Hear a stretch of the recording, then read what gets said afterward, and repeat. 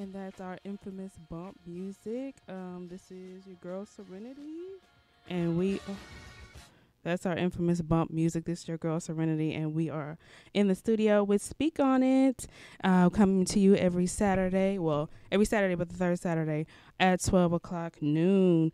And I want to, as always, start off with something positive. And I have a quote here, and it's said by Catherine Turner. It says, "The big gap between the ability of actors is confidence." So if you are looking toward being an actor, one thing you have to have is confidence.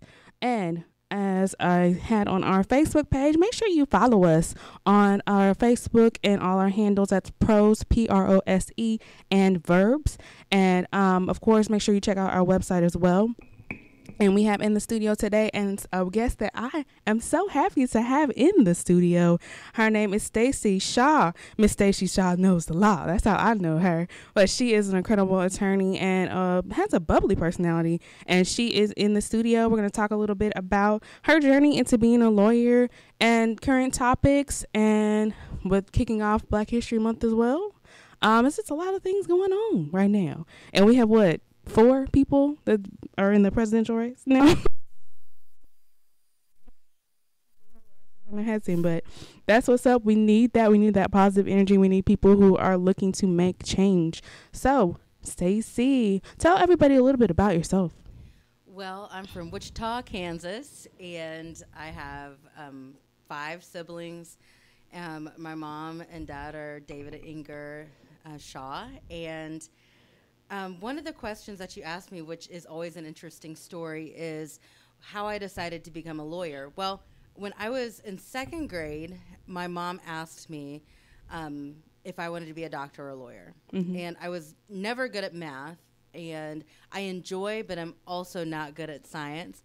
And so I arbitrarily picked lawyer. Okay, so I didn't know what lawyers did. I didn't know any lawyers. I had not watched any legal television or anything like that, like no Matlock.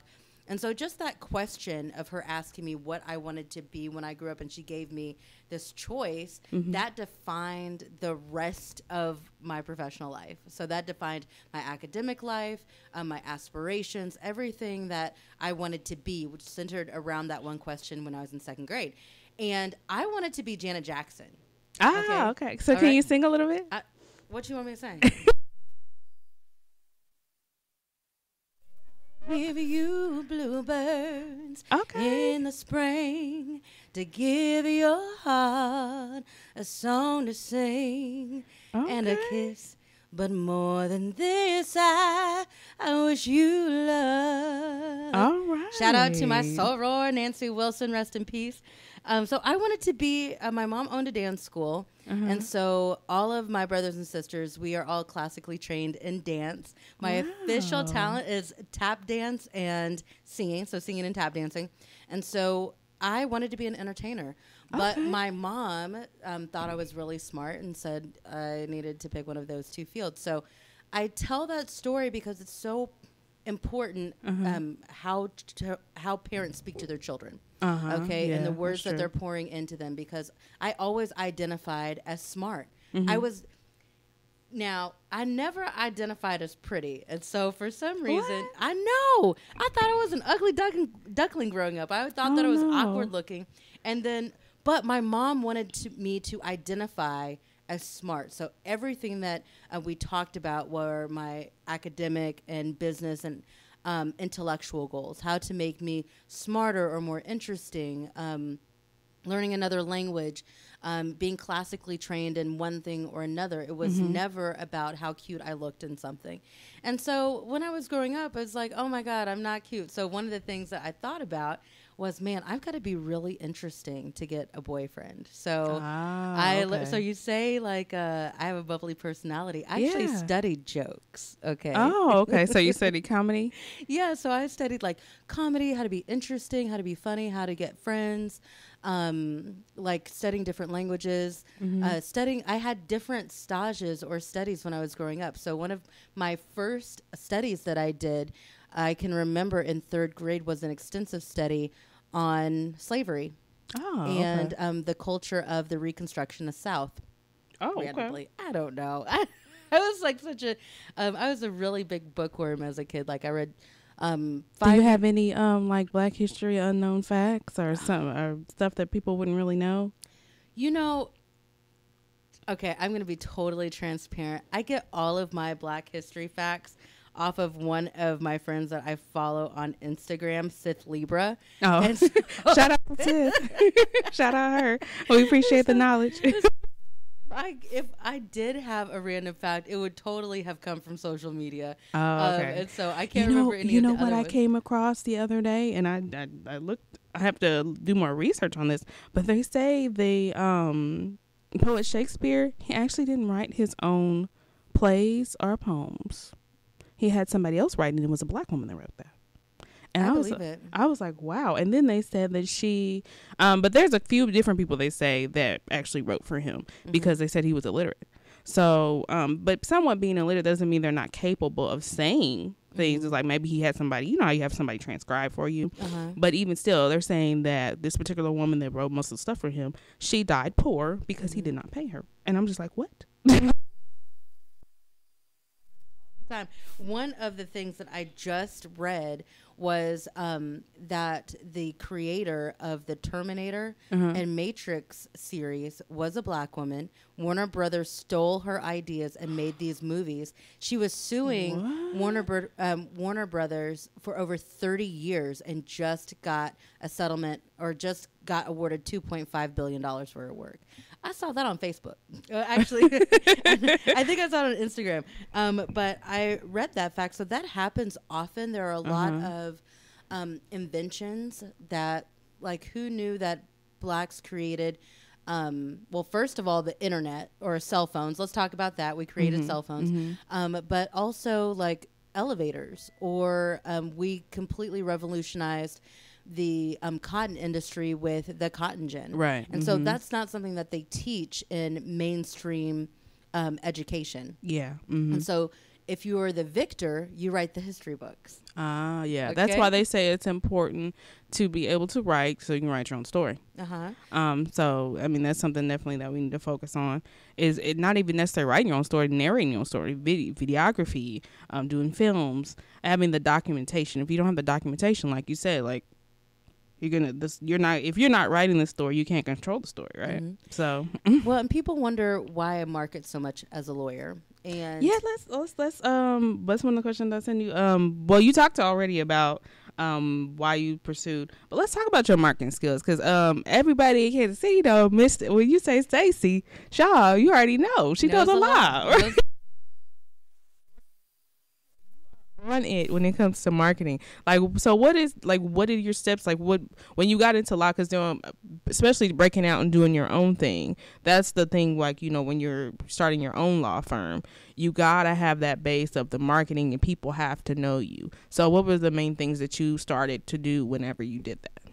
Well, that's an interesting story. When a lot of people don't know my story about getting started in my own firm. I was working for a really prominent criminal defense firm in St. Louis. I got married and moved to Wichita, Kansas. I wasn't licensed in Kansas, and I had cleaned houses to save up the money to finance my bar studies in Missouri, because I had already gotten licensed in Texas, moved to St. Louis, you know, saved up money by cleaning houses to take the bar in Missouri. So so whenever let's explain to people who don't know. So you pass the bar in one state. If you move to another state, then what happens? Well, back in the day, now you can, like, they have a uniform bar exam, which they did not when I took the bar. Okay. So it's pretty easy to be able to transfer your bar license. But when I was coming up in Texas, Texas had very little reciprocity, meaning that you took the test here and you could automatically get licensed somewhere else. I had to take the Missouri bar exam. So so you had to sit for the Texas, then you had to sit for the Missouri as well? I sure did. So wow. passed the first time on both, created my own system, and was able to study for both in 14 days or less. Wow. So yeah, shout out. So anybody taking the bar or having problems passing the bar, I have a let me know. friend that when she took the bar, she had to take it a couple times, and I've heard more stories. It's not an easy test. So. Well, All about systems. So I'm going to go over 5 systems because we went, one of the reasons why we have had so much staying power, especially since 2016, when we had a revolution in my practice, it was all implementing systems. Okay. So it's not about the personality. It's about the system that supports the personality. So a lot of people have seen me everywhere. Actually, Stacey Shaw Knows the Law was created by Renee Razouk, who is a Black woman working in radio over at Cumulus 107.3. And she came up with the tagline. Wait a minute, did she do sales? Yeah, she is in sales. I'm familiar with her. Familiar with her. She came up with Stacey Shaw Knows the Law. Okay. Right. Yeah. Look at her with her sales tactics and skills. Exactly. Okay. So I didn't even come up with that. She did when I was going on the radio. And one of the reasons why I started off in TV because when I started my law practice, I had come up from Wichita, Kansas. I had never spent the night in Kansas City. And I started my practice at a booth at the Superfleet. I started my practice with like $300, $315 or something that my husband and I had taken out of our rent. And I drove up here and I set up at the flea market with a little sign that says, I fix traffic tickets for $99. Okay. And so then maybe after a few weeks, I upgraded to a tent at Nate's Swap and Shop. And I still had that grassroots movement of regular everyday people. My clients were people that went to the swap meet. Okay, that's how they heard about me. So I saved up enough money for my first run of TV commercials, and I started advertising on TV. I was like queen of the overnight and early in the morning. Yeah, right? That's when I first seen the commercial, wasn't it? Yeah. Only one that I could afford. Yeah, that's it. A lot of people. It's actually pretty affordable if you have the right connections or know the right people into how to get the commercial. But if it's the time slot. Of course, if you're trying to have your commercial played at 7:00 on primetime TV, which of course, I've done that before. Yeah, Empire. Yeah, you gotta have. It of course costs more money to do that. But that's the importance of having it in certain slots. But depending on who you're trying to get, then that's when you switch up the time. Yeah, so I stayed on TV because I saw people all over. So mostly parents would come up to me and say, Stacy, my daughter loves your commercial and she wants to be a lawyer now. Apparently I have like made a whole lot of baby lawyers out of there, like out in Kansas City. And so a lot of parents were coming up to me and saying, Stacy, you're the only Black woman, only Black business owner on TV. And my kids look up to you. So we stayed on TV even after our message is already out there. We had already saturated our brand because there were not a lot of positive images. Now that you say that, most lawyer commercials, it's not Black woman. All of them are white men. Yeah, even when you watch, the daytime TV and they have the judge shows. Like, of course, the shows are African American judges, but the commercials for the lawyers, it's no. How'd you say that? No. No, well, I know because I pull the market research. So when I talk about marketing, people just a lot of people, because I'm a small business strategist as well. So a lot of my clients are. We have clients that are, multi-million-dollar businesses, over 30 employees, but we also have clients that are micro businesses, less than 5 employees, a lot of times single owner operators. And that would be me. Number one thing is that you have to make data-informed decisions. Okay, right. So that makes sense. I have clients that they've tried everything. They say, well, the Google person comes and then they sell me Google SEO, and then I sink $5,000 into that over a year, and then it doesn't do anything. Right. Or I pay a social media person to run ads, or I pay the TV station or whatever. And because they're not data-driven decisions, not every business should be on Google. Some people are going to say that's sacrilege, but some people, in order for them to be competitive in Google, they have to spend more money than what they would actually generate from advertising on Google. Yeah. Okay. Because Google, they always calling me about that. Once But yeah, and as a small business owner, it can get expensive. So you want to do things that are strategic. Social media, if it's done correctly, is super effective. That's one of my most effective marketing tools is social media. And people ask me, well, what is Stacey Shaw's competitive advantage? We're educators. Okay, so if you're the person educating someone about a product, it's more likely that they are going to trust your voice, and then they are going to make a purchasing decision with the voice that they trust. Right, okay, that's so true. People ask me about mostly the first marketing push that I did on TV was just educating people about legal services with traffic tickets. What happens if you pay a traffic ticket? Yeah. Okay. So we educated people about what happens if you pay a traffic ticket, how it affects your license and your insurance. Most people did not know that. That's true. You remember that when I had like the fade, the shortcut? Okay. No, I don't remember you had the shortcut. Oh, no, I didn't. Man. Okay. So I'm going to have to send you those. Every commercial I've seen, you had the longer hair. Okay, so that was when I I switched my branding from short natural hair because we wanted to expand into more diverse markets. Okay. And so I changed from like short natural hair to long weave because that was more accessible to non-Black audiences.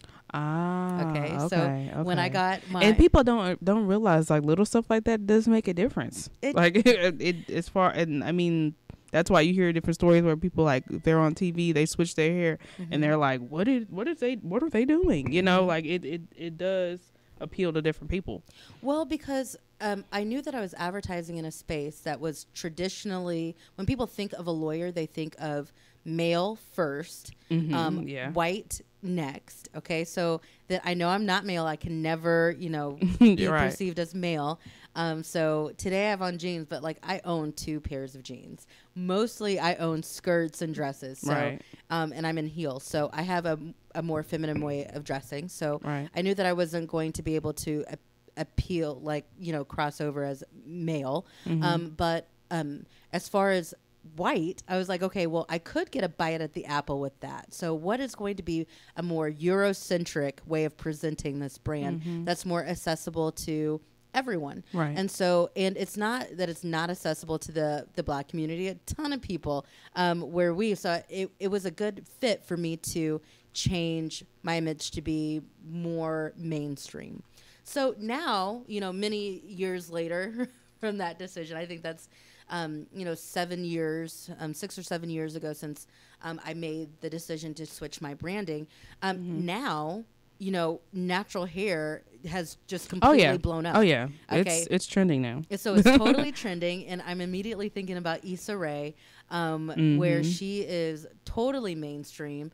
A lot of other artists are totally mainstream with natural hair, but that just wasn't the case in my industry. So if you're thinking in my industry, it's very conservative. And so afros are not considered conservative. Okay, no, so it's unfortunate, but it's not. It is unfortunate, but we did make a change again. So if you've noticed in my commercials or in my social media, you'll see different iterations of my hair or my image or what we're trying to portray. And so I might not be wearing an afro, but someone else in the commercial may be wearing an afro. Right. And so, or, if you see me on social media in our ads, like I had crochets for a long time on social media because I was in front of a lot of children. So I was volunteering at an all-Black school named Faith Academy. Shout out to Faith Academy. And so I wanted to be an image that children could see themselves in.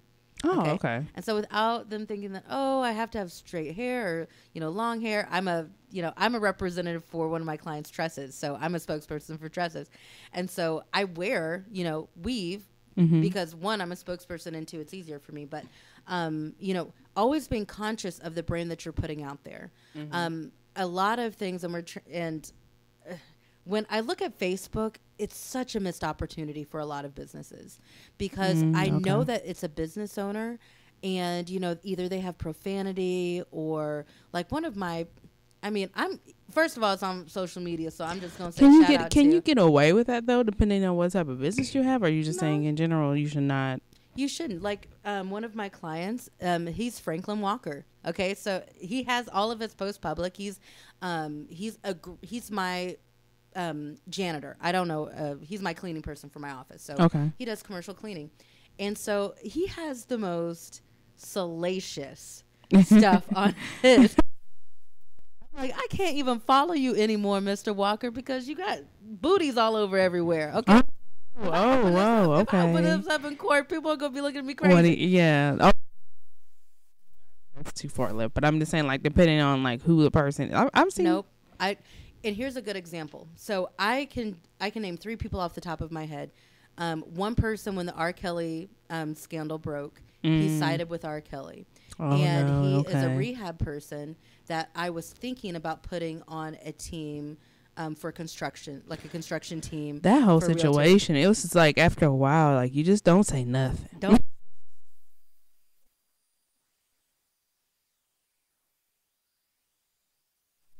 Because it's like anything you said, it got misconstrued. And it's like, you know what? You just got to know when to just be quiet on something. I said something before anybody posted. The first thing I said. Yeah, I said, literally, I made a post maybe like 2 weeks before the documentary. I didn't even know about the documentary. And then like maybe the next week I seen some little mini video about their for promoting the documentary, and then it was kind of like, oh, but even still, in the post I said, blah blah blah, and then I said, but he's still not right for what I'm saying, what he did. I But said I it's didn't just have cable. I said I wasn't watching it. I don't got access to cable. I'm not watching the bootleg. No R. Kelly. No, and so people knew right up front. I made a post that I don't have cable. I'm not watching R. Kelly. And so people said, oh, well, some people say you should never say you don't have cable. It's gonna make you look broke or that, like whatever. No, I know some people getting cable because they read somewhere, a financial book, and said something, take that money that you would pay in cable and invest it.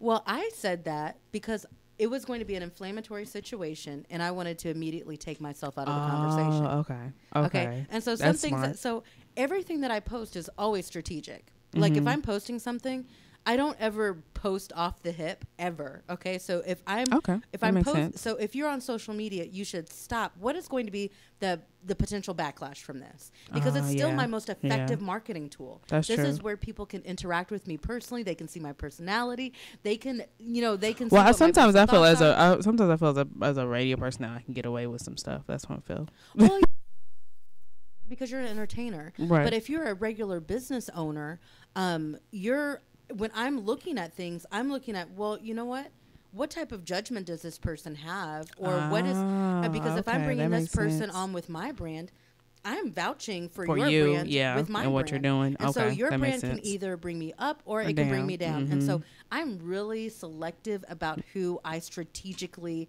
align partner myself with. Yeah, that makes a lot of sense. I've made some mistakes in the past where I've aligned myself with the wrong person. Oh yeah. Okay, and it's cost me a lot of money. So you want to make sure that 1, you're aligning yourself correctly. 2, if you have a personal page, let that be your personal page, but do not ever say anything about your business on your personal page. If it's going to be your personal page, have 2 separate pages. Yeah. So and they have they have options for business pages. And those aren't effective. Well, you know what? I've seen some people do some studies about that, and they say you get more traction with a personal page than a business page, unless you're, of course, tunneling money into it. Yeah. So if it's a free page, so I have a page that was under my married name, Stacey Miller. But when I started Stacey Shaw, from the beginning of that page, it was a professional personal page. Right. Okay? Yeah. And so there's certain content that I would never put on it. There are certain stances that I personally have and opinions that I personally have that I would never put on Facebook under that page. And so if you are going to use Facebook to promote your business, make sure it is strong in your brand. If I go to your personal page, I know exactly what you do. I know how to spend money with you. Right. And so I have people that and I've told them this, they don't listen to me. They don't listen to me. Right now, I have people that have come in for a consult with me, and they say, "Oh, I saw this." I said, "Okay, well, you know what? We do our little consult. Whoop, whoop. It's free. Okay, here's the things that I'm gonna show you how to do." So I show them how to do it on social media. I go back and check on them because I'm nosy. Okay, even though they didn't pay me nothing, I'm still gonna go and see if they followed my advice. Right. Go right back to what they were doing before I counseled them. I said, Wow. what a waste. Nobody even knows how to make money with you off of your page. You have all of this attention that you've brought to your page that's free advertising, and you're Right. just wasting it. And so the biggest thing outside of knowing your brand, being able to communicate to the people that are your ideal client is being consistent.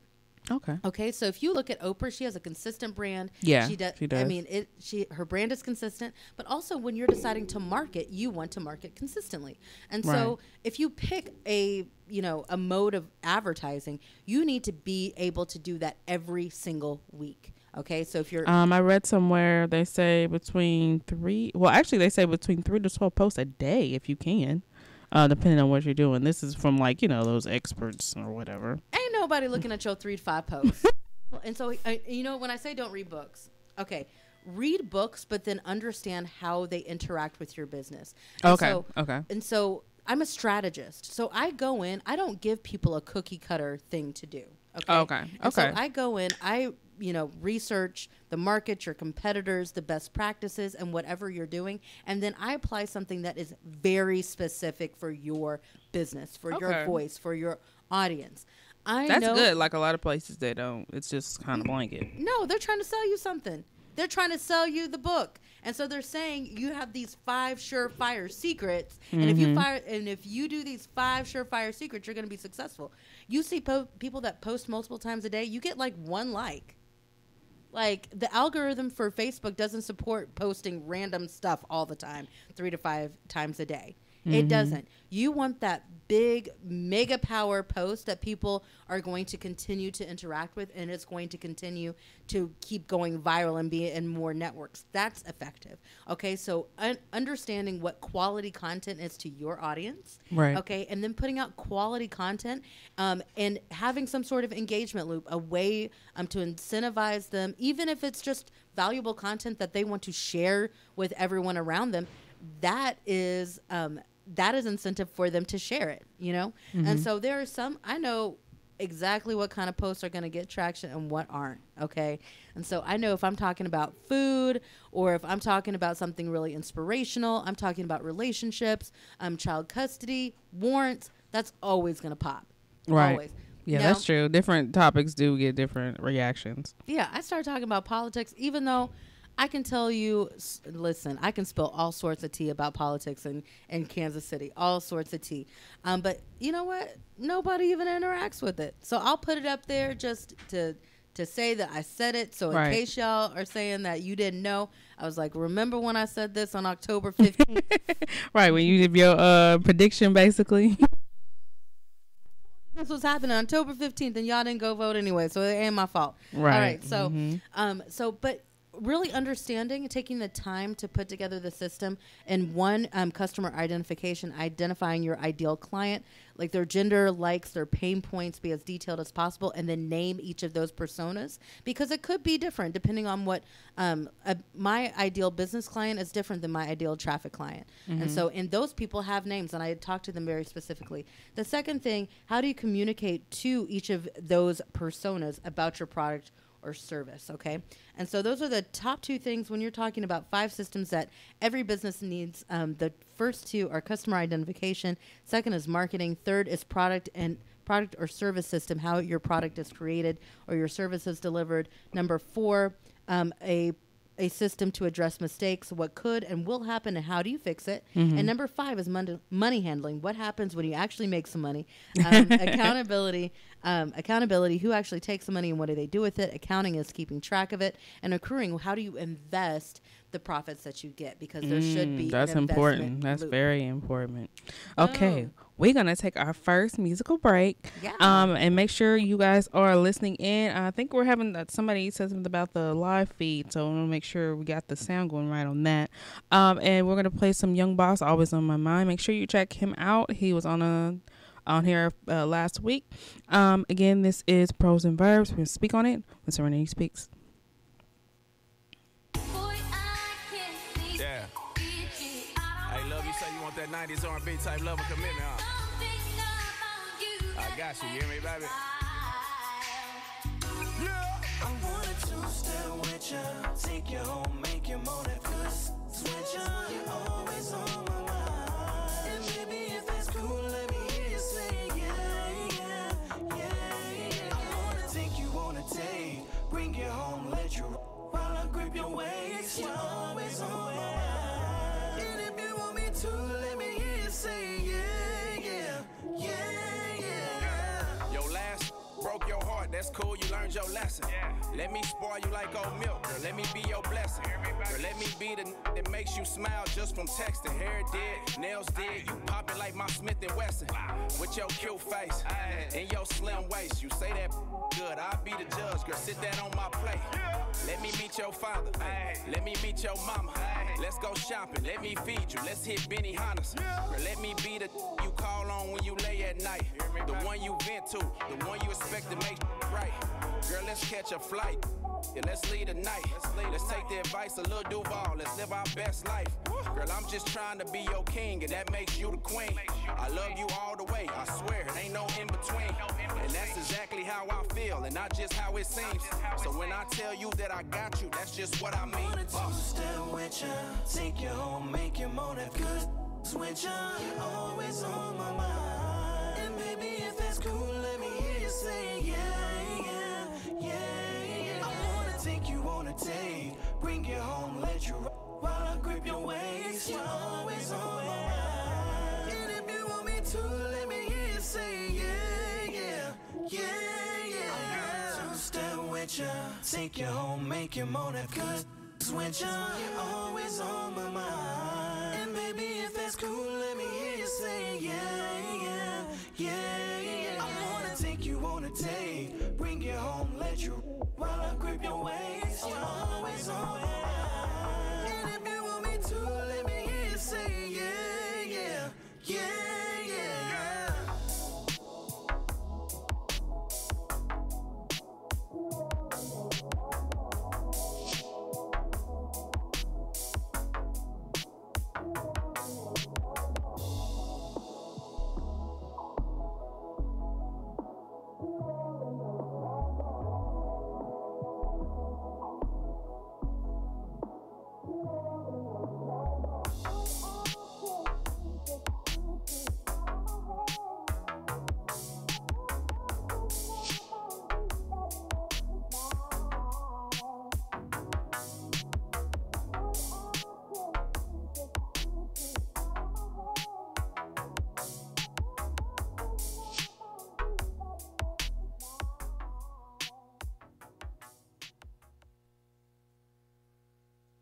Business owners should have 5 systems. And we are back. All right. So we're trying to make sure the live feed was sounding right. And so we're back. She was talking before the break. We talked to you said what, 5 tips for small businesses? Yeah, 5 systems that every small businesses need. And so 1, customer identification, 2, marketing, which is how you communicate your product and service to your ideal customer. 3, product and service system, how your product is created or how the service is delivered. 4, mistakes, what could and will happen in your business and how you can fix it, and how you can identify it as well. And money handling, what happens to money when you get it, who takes it, who's accountable for the money, accounting, keeping track of it, and accruing, how you invest your profits after you get them. Okay. All right. And we said we're going to talk a little bit. Now, usually do sports or current topics. Local politics. Just What? Just Trump done just taking my whole little wind out of my national politics game. I follow him on Twitter, and it's just like, I just can't. Okay. Like my energy, just to protect my energy. Like I just get the highlights from CNN now. So, like with the shutdown and with everything that's going on, I mean, we really need when I say change, we really need a change in character and leadership.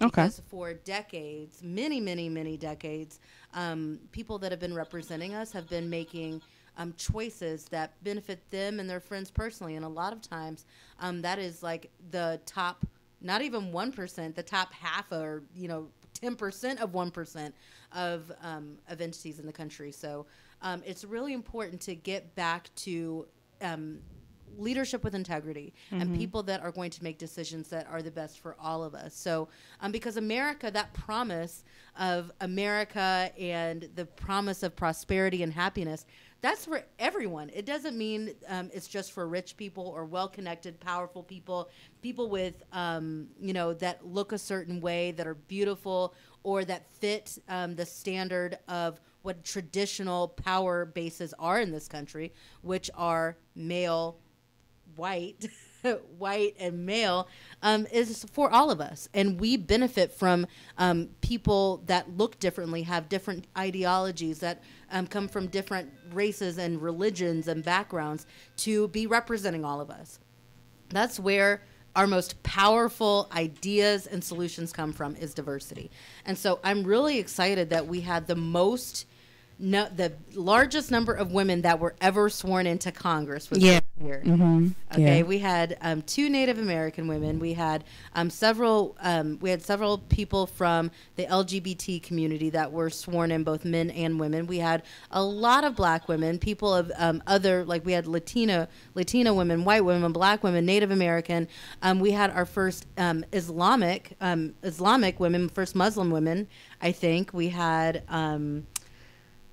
we had an Asian American woman sworn in, I think. It was like, Rainbow Coalition. Let's talk about that, because I have actually participated I'm on my 3rd campaign this year. So I'm a strategic, I'm one of the head strategists for the Joey Thomas campaign for 3rd District. I have been a part of the Alicia Kennedy campaign twice, 5th and mayor, and Armida Dupree for county legislator. And the disparity in politics is that people don't give women politicians money. Okay, so I've listened to the conversations. Hey, we're going to give your male counterparts, no problem, we'll write a check. You need to explain why you're going to run. Okay, and so, for example, is Alicia Kennedy, only black woman running. Well, there are 2 women running for mayor, a white lesbian named Jolie Justice, and a black woman named Alicia Kennedy. Okay, so Alicia Kennedy has been on the city council, same amount of time, and she's active. Is active on the city council, same amount of time as Quentin Lucas. Okay. People, when they talk, and in the conversation that, I sat in this conversation, they were saying, oh, well, Quentin Lucas has this type of experience, and, he would be a great candidate. Why do you want to run? Why don't you wait for another term on the city council before you run? Why, Sway? How, Sway? Let's talk about that. Why does she have to wait? Yeah, why do you have to wait when your male counterpart with the same law degree, same amount of experience, same time on the council, and in other ways, she's more qualified than some of the men. Why does she have to explain why she needs your money and men don't? And that is the same thing over and over. You talk about gender politics, is that there is an inherent bias against women being in positions of power. Okay. Oh yeah. So I feel like the last election kind of showed that. Oh, I mean, because you say what you want about Hillary, she was more than qualified. More than qualified for the position. So, and of course people are like, oh, well, she just wasn't a good candidate. Okay, if we're going to go off just pure experience, she was qualified. She was more than qualified. More than qualified. I mean, I think that she would have had the foreign policy and diplomatic experience to sidestep a lot. Right, former Secretary of State. To sidestep a lot of the issues that we're having with trade in China. I think that, and it's coming to light that a lot of what happened in the national election was orchestrated by big business, by foreign interests. And so much of what is going on now, even with the revision of the tax code. The revision of the tax code is set up, especially when you're talking about opportunity districts. It is a systematic transfer of generational wealth. It happens in Kansas City. It happens on a national level. And we are so busy talking about the sexy part of politics that these things are being passed. They're being passed, and no nobody's one is paying attention. Paying attention. talking about opportunity zones, you're going to allow people with a ton of money that would normally have they would have like a $1 million, let's say a $5 million tax bill. Now they can invest in an opportunity zone.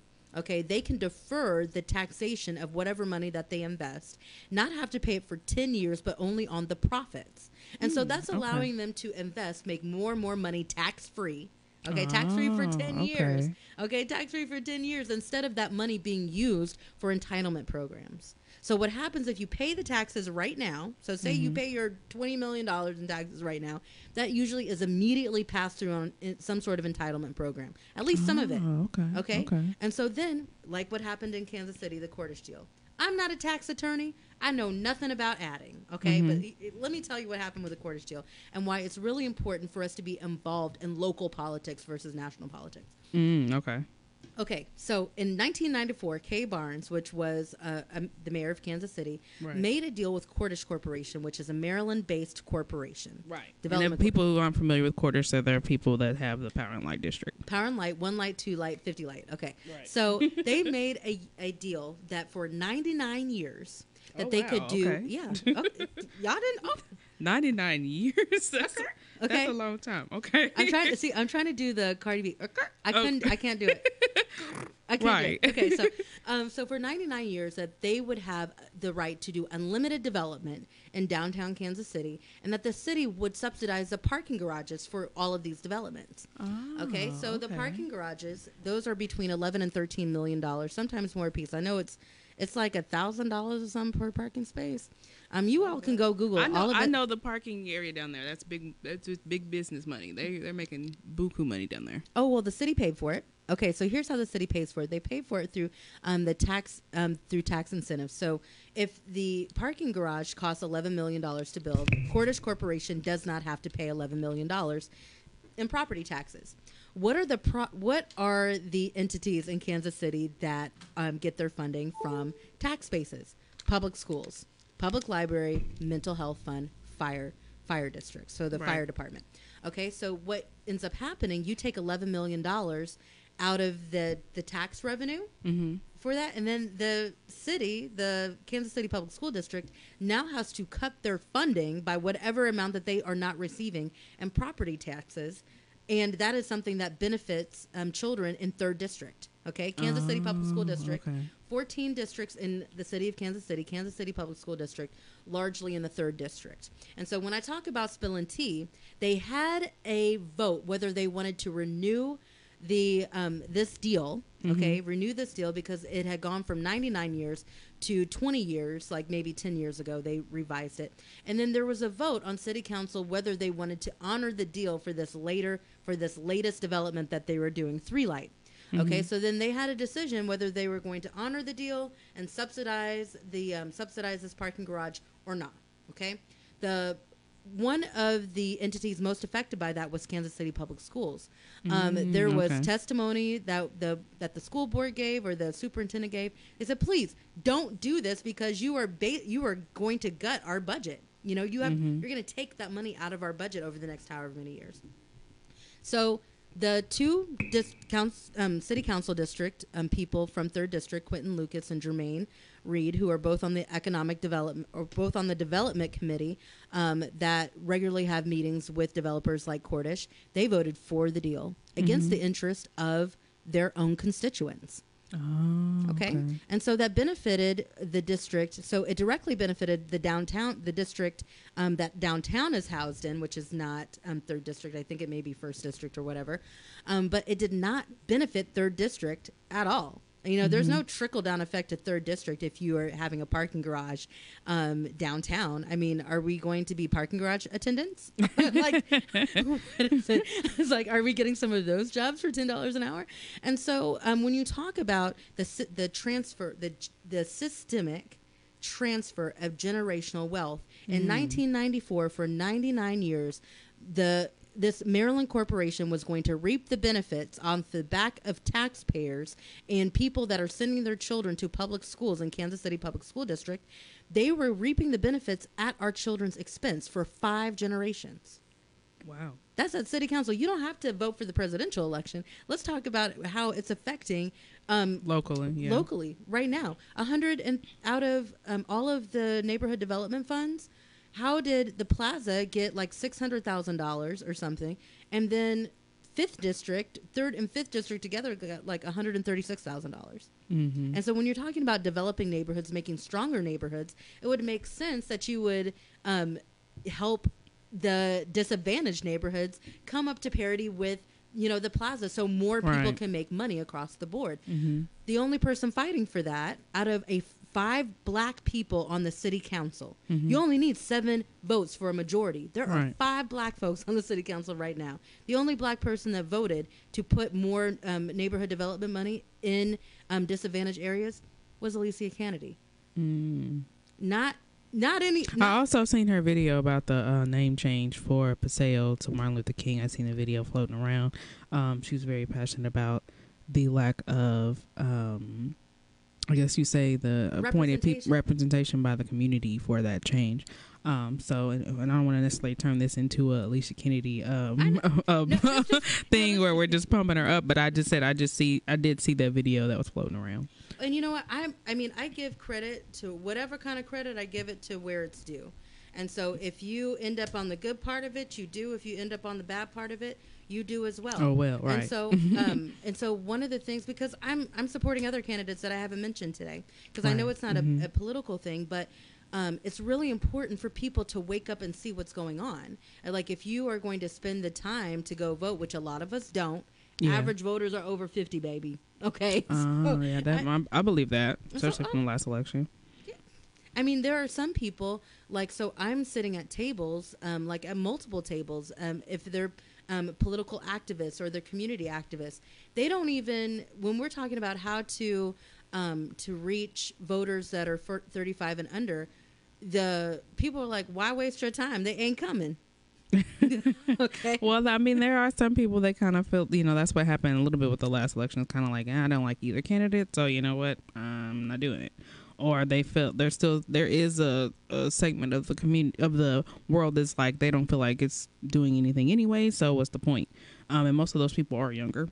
So they're younger than 50, well, of course. And then what happens when you don't vote? You end up giving a vote to the power base, because traditionally people that vote vote Democratic are traditionally black, lower income, and liberal. But the people that are voting conservative or Republican, those interests more closely align with people with a ton of money. Not even middle America anymore, okay? So middle class America. Yeah, like two totally different sides. Yeah, 2 totally different sides. So, like, and you can see the agenda now is benefiting people with a ton of money, you know? So when you say it doesn't matter, I'm going to sit out of the process, then your vote is, like, literally canceled out, and then nobody cares about listening to you. And so when you come to the table and say, oh, hey, I want my. What about me? What about you? You weren't at the table, so you weren't on the table when the decisions were made. So now don't be at the table trying to ask for something because no one's listening to you, and that's the reality. So if we're wanting to push an agenda that benefits people that are under 35, you know, working families, people that are, you know, low income to working class families, you have to show up. Because if you don't show up, your voice, literally nobody even cares about what you're talking about. Yeah, that's real. And so we're not even gonna be able to get to the self-care, but that's a good thing. That means the conversation's good and we're keeping it flowing. And you did the tips for the small business. Do you have any legal tips for just in general? Is there anything you can give out? Just some quick tips for people? Yeah. First, stop trying to have everything be DIY. Okay. And unless someone has a law degree and is a licensed attorney, they probably shouldn't be giving you legal advice. That's the number one thing that I see on social media is people giving legal advice that is totally erroneous. Okay. And it's like, it takes me forever. Okay. I spend most of my time just correcting people that are incorrect on legal issues. So, I mean, we always, at least if you hit me in my inbox, if I know the answer, I'm going to tell you for free, no problem. But for self-care, first of all, believe in yourself and don't listen to people that tell you that you can't do anything. When I started my law practice, 100% of anyone besides my mom and my husband, everybody else told me that I wasn't smart enough to open a business, that I wasn't organized enough, and nobody would ever believe in my business concept. And literally, I built a very robust practice with $300 out of a super flea, out of a flea market, out of out of the swap and shop. And so, no, everybody told me I wasn't smart enough to do it. Even now, I have so many people that say I can't go to the next level. I have no business advising businesses, or I have no business doing anything but traffic law. And they don't know me. They don't know that I've been doing strategic business consulting for years. Even before I became a lawyer, I've been doing it. And so, and I've built organizations for years, probably almost 15 years I've been building organizations, and they've all been successful. Okay. So, and so a lot of people don't let people run your narrative. You are the only person in control of your narrative. And second, make sure you take time for some sort of meditation. Okay. Yep. So if it's spiritual, if it's religious, whatever type of meditation, you need some connection to something bigger than yourself. Right. Okay. So if you're going to pray, make sure you do fervently, and then you follow through on the prayer. Just saying, hey, I want this. Nothing is a magician. Jesus ain't a magician. Okay. He's not coming down here and then just dropping dollar bills out of the sky for you. Okay? You got to do the work. Exactly. Yeah. So you have to meet prayer. Faith without work is dead. Exactly. And so those are all the three biggest things. Make sure you go out, vote, get educated. Make sure that if you are in business, that you're investing time and resources into building those 5 systems. And then if you have legal questions, ask an attorney. Okay. So don't just Google it. Most things are not Googleable. Right. And then laws change, of course.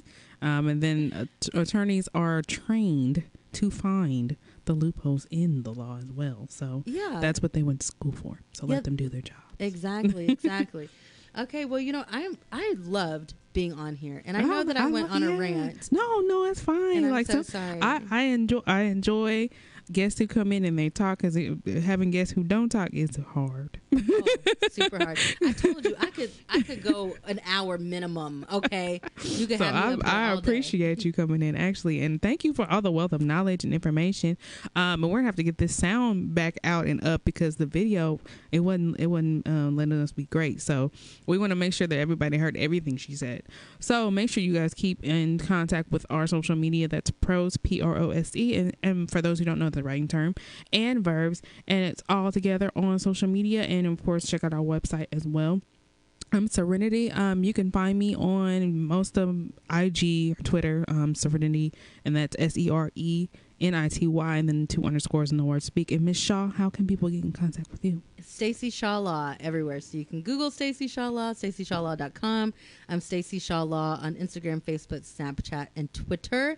You can also call my office at 816-359-1877. But to get me directly, I handle my own inbox. So you can always inbox me on Facebook, and then you're talking to me directly. Okay, that's what's up. Thank you once again for coming in. I want to bring you back for something. We'll figure out a way to bring you back. Cooking tips. Cooking tips. You know, I'm a professional chef part-time. I didn't know. Yeah, 4 days a week. Do you be posting videos? I ain't seen no cooking videos. You should do some of those. No, I cook professionally at a restaurant. So I cook at Anton's Steakhouse on the line. Yeah, so I'm on saute. Okay, that's what's up. Well, I'm Serenity, reminding you, spit your piece.